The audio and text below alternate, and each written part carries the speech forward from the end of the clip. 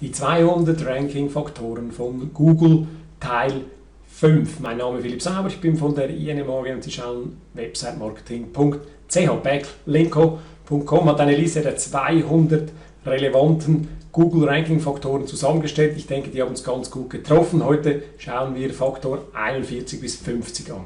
Reading Level, da geht es darum, wie kompliziert oder wie sophisticated eben so ein Text ist. Das heißt, umso mehr Basic, also umso einfacher das geschrieben ist, umso mehr Menschen interessiert sich dafür, könnte also ein Vorteil sein, vielleicht nicht zu kompliziert schreiben. Affiliate Links, also Links, die rausgehen von Affiliate-Programmen, das kann nichts mehr schaden heute, sollte auch nichts mehr schaden, man kann es übertreiben, wenn man also merkt, dass es nur noch um das geht, also nur noch um Geld zu verdienen mit Affiliate Links, kann es ein Problem geben. W3C-Validierung, das heißt, da geht es darum, wie gut ist mein Code geschrieben, gemäß den Richtlinien von W3C, ist ein Faktor, der sicherlich was bringt, sollte aber auch nicht unbedingt überbewertet werden. Dann Page Host Domain Authority, das ist ein ganz bescheidener Faktor in meinen Augen, also wo Sie hosten, kann einen Einfluss auf Ihr Ranking haben, ist meines Erachtens nach kein großes Thema, hat mehr damit zu tun, wie die Seite dann eben performt, wie schnell die Hosting-Leitung ist und so weiter,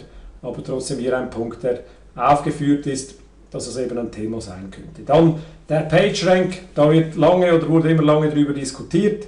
Auch hier habe ich eine Meinung und da steht auch so, hier Sites mit hohem PageRank werden besser gerankt als solche mit tiefem. Ich denke also immer noch, dass das ein Zeichen ist, muss aber auch nicht unbedingt so sein. Die URL-Länge ist klar, umso kürzer eine URL, umso besser. Bis zu einem gewissen Maße natürlich, macht es wahrscheinlich nichts aus, aber irgendwann bei einem gewissen Punkt wird es dann zu lang, also schauen Sie, dass Sie keine zu langen und auch kryptischen URLs haben.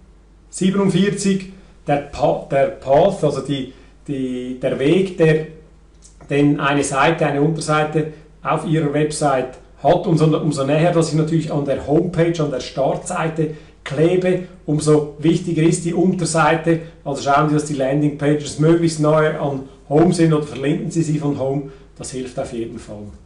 Human Editors habe ich noch nie gehört vorher, da geht es darum, dass eben Menschen auf das Ranking Einfluss nehmen. Google streitet das allerdings ab, es wird hier aber geschrieben, dass das ein möglicher Faktor sei, kann man natürlich dann schlecht beeinflussen.